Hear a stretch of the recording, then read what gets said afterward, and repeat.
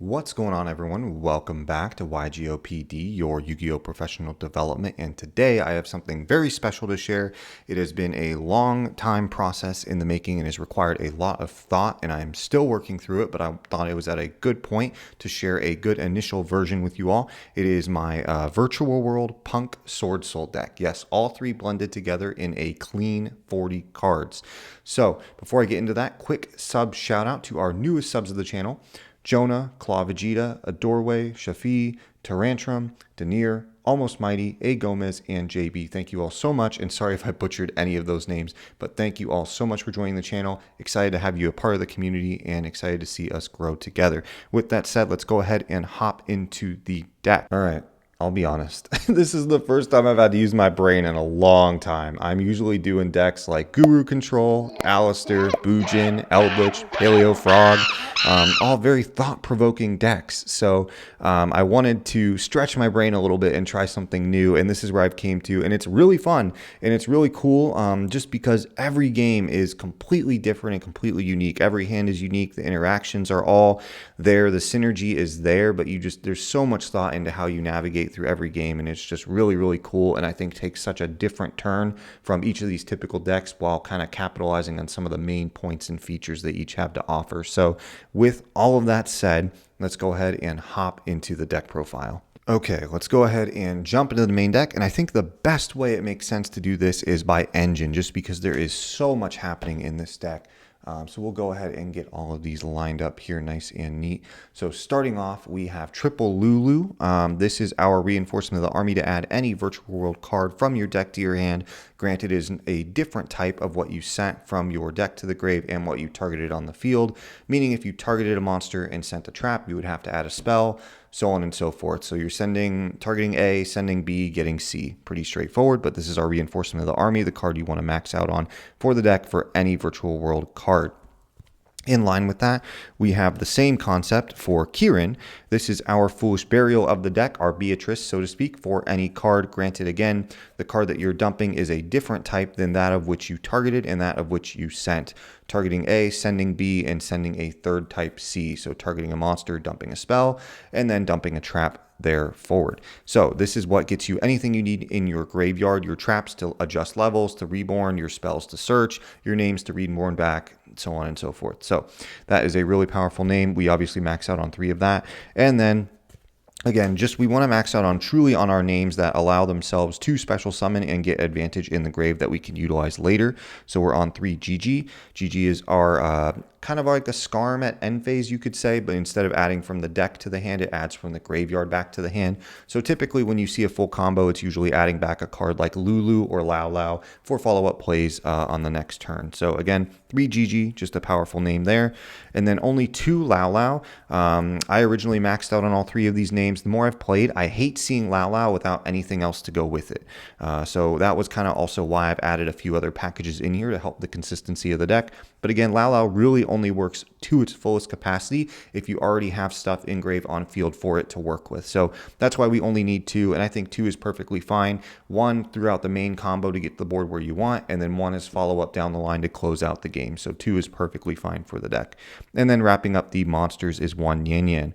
Again, with Desires down, you've heard this probably millions of times from other players. You don't really need to worry about getting rid of the 1 Yan Yan if you even play Desires, but I think 1 is perfectly fine, especially since it's the only name that can't special summon itself on its own. It has to have something else happen for it to trigger, being a level 3 hitting the field in any way. That's a virtual world name, so just keep in mind for that. But that's it for the virtual world monsters. A bit of a smaller package, but I would say still pretty much captures the bulk of what you're looking for. So we're going to go ahead and continue on with the virtual world package, but we're just going to hit the spells and traps for the deck.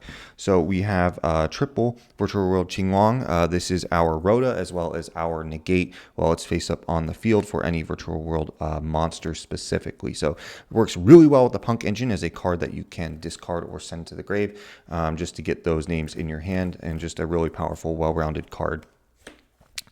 3 Virtual World Kowloon. This is what sets us our Virtual World gates from our deck to the field, which gets you your traps live turn 1 without having to worry about searching them or hopefully drawing them. This takes care of that for you. So again, you just want to max out on it because it, opens the doors to so many different kinds of plays. And then obviously the standard piece is double Chuche and 1 Zhanwu. Chuche is our level modifier when it's in the grave. This is our monster reborn while it's in the grave. And then the effects on field, this is kind of changing something to the defense position when it during the battle phase, so helps prevent attacks. And this is our targeting of a face-up card on the field to pop. So it's kind of like our Trident of the deck that happens every turn. So that is it in total for the Virtual World package. Onto the Punk package here, we play triple Foxy Tune. This is our 1-card Hulk combo that also gets you a Virtual World name as part of doing that combo. And should you open up virtual names already so that you feel good about playing the game and you don't have to dedicate too much to that line, you can go ahead and just go for Omni Negates through cards like Borreload Savage or Baron de Fleur instead. But this is our 1-card starter that really gets you there. So. And then in line with that, it is a bit smaller of a package. We only play 1 Ammon and 1 Spider. We do not play the Gabu in this version, just because in this version we also don't play Zulkin. I've tested Zulkin and I've tested just Punk Virtual World as a bit more of a pure variant.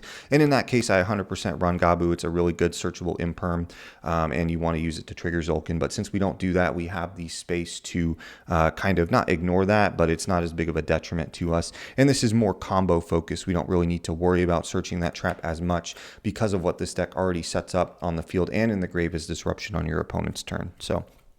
And then obviously I include this here, but you can include it in the Virtual package as well. Triple Emergency Teleport, just because it gets Ammon and then gets you Foxy Tune and then gets you, again, Madam Spider. That's your 1-card Halka Fibrax combo in both the form of this and in Foxy Tune. And there's some new support coming out for Punks that got released. So again, these will still kind of stay where they are. And worst case, these can always just be used to make a Punk XYZ, or sorry, use the Punk monsters to make a Virtual World XYZ to still get that name on board and then be able to play for free.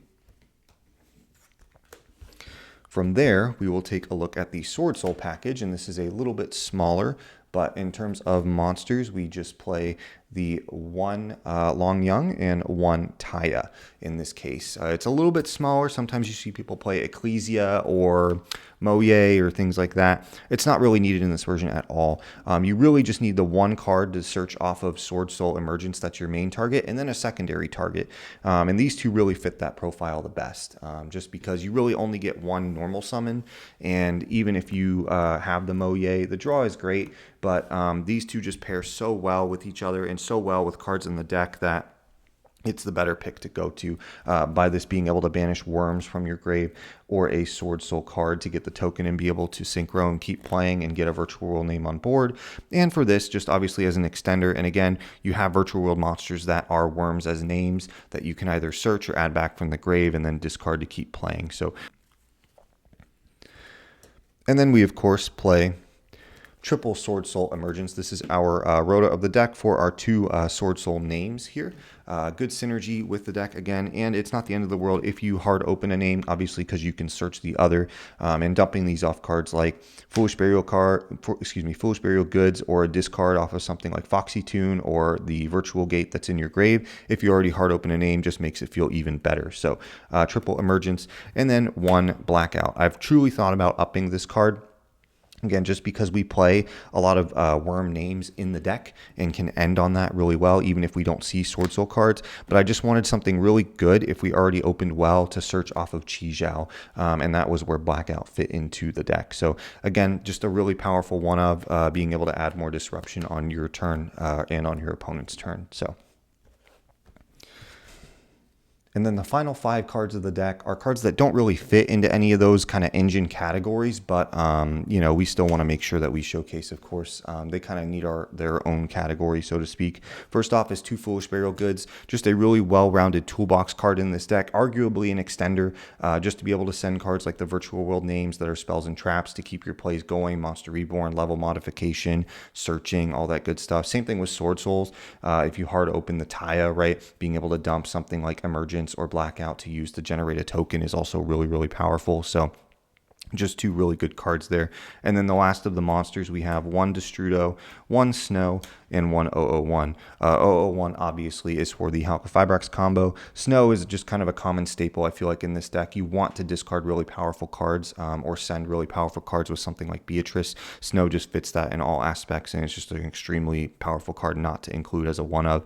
Destrudo is the one flex spot that I've been messing with. You can try a bunch of different things. The other tech that I'm going back and forth right now on Destrudo with is a Farfa of the Burning Abyss, just as another piece of disruption to dump Snow and then dump something like Farfa on your opponent's turn with Beatrice to kind of get an extra name. But I really like Destrudo in here right now because it helps you dedicate and get to the Halqifibrax combo a lot quicker without having to waste as much resources and bait some stuff out. And then if they stop that, then you can do Swordsoul plays. If they stop Swordsoul plays, then you can just go ahead and do your typical Virtual World play and clean it up from there. So again, feel free to play with these. And if you're really looking for space in this deck, I was originally not playing the Swordsoul package and just playing 3 tactics and 3 droplets in place of those 6 cards. So that's something that you can note as well.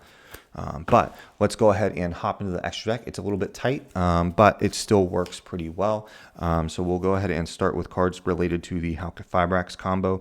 We have one Halqifibrax, one Auroradon, and one Cupid Pitch, as well as one Borreload Savage Dragon. This is pretty standard. Nothing's too crazy here. Obviously, Cupid Pitch is what gets you to either your Virtual World name or a Punk, should you so desire in that case. But yeah, just an incredible package. Baits out so many things and just lets you just get so much value for free. No reason not to abuse it while it's here. After that, we're going to talk about the Swordsoul package a little bit. We play one Baron, one of the new Sinister Sovereign for our Swordsoul piece, and then one Chi Zhao. And the last card here is one Baxia. So these 4 are all really powerful to the deck. Baron obviously is just kind of our main go-to in line with the Sinister Sovereign that we can use with Longyang. And these are our other 2 of choice that we can make with Taya. Baxia is really neat in this deck just because when you synchro with Taya, you can then dump a worm. And then Baxia can obviously bring that worm back, which is then a Virtual World name, which is something that's really, really cool to get your combos going. Chi Zhao, again, if you're just in a position where your hand is just that good, searching out a card like Longyang or Blackout just to keep playing is something I really like. And just Sinister Sovereign is such a weird card to sit on. It just does so much, and it just doesn't really seem like it, but it's just such a powerful card. And it's only a couple bucks for a secret. There's no reason not to include it. So again, that's the main chunk of the Swordsoul package. And then the rest of the extra deck is more so dedicated to the Virtual World pieces and how they function. So one Zeus, one Beatrice, one M7. Those are our primary Xyz of the deck. You can play rank 3s in the form of Breaksword and Downard, as well as the rank 3 Virtual World name. That's something I would consider going to, should the Hulk combo get hit on the next list. Again, still having a way to use those 2 Punk names to immediately get a Virtual World name on the board and keep playing is really important. But these are the 3 rank 6 Xyz that I'm focusing on. Another card that you can test out is number 24. I have a picture of this on screen. If you want to take this deck in this direction, it's a worm, adds a little bit of disruption. It's a quick Book of Moon, as well as a kind of a quick send to grave when it gets flip face up after its recursion. So it's just a neat card. Something that's hard to get around in is a worm that synergizes with Blackout and some of the other pieces in the deck. So onto the Synchro side of the Virtual World piece, we of course run the one Shen obligatory, one Stardust Charge Warrior, one Coral Dragon, and then one Juju. These are really kind of all you need. Again, if you want to play cards like Zulkin, Muddy Mud, Invoked Caliga, feel free to do that, but these are kind of where I focused. I like the extra draw from Stardust Charge Warrior. I do like the extra level 6 body in the form of Coral Dragon, and it's the draw doesn't really come up anymore, but just having the diversity of another generic level 6 is important. I might replace this with a better name just for the sheer fact of you're not making Zulkin. You can kind of replace this with a better 6 of your choice, but it still has a little bit of power to it going second on your opponent's turn as well. So that is it for the main deck and the extra deck. And then before I go, I will go ahead and just give a few considerations of different cards that you can use in the deck depending on what variant you are choosing to play. All right, as we close, I just wanted to point out a couple considerations for the deck. I know there's a lot here, but nothing too crazy to talk about, but just different ideas that you can use for the deck as you've kind of gone through. I've done some testing with all of these and have different thoughts on each of these. I won't get in too much into it because I don't want to make the video too long, but just things to point out. Break Sword, and obviously Long Long as your other rank 3 options that you can use with cards like the Punk Engine or different things like that, just to kind of help you have an extra rank 3 name if you want to go second and make Zeus. Definitely worth considering. I might definitely put at least one of these back in over time, but just 2 names you can think about. Again, if you're not a big fan of those 6 Swordsoul cards, but I think those 6 do a lot on their own, but if you just want something a little bit more defensive, you can replace those with hand traps of your choice. Or in my case, I was doing triple droplet and triple tactic, so that is definitely something you can explore.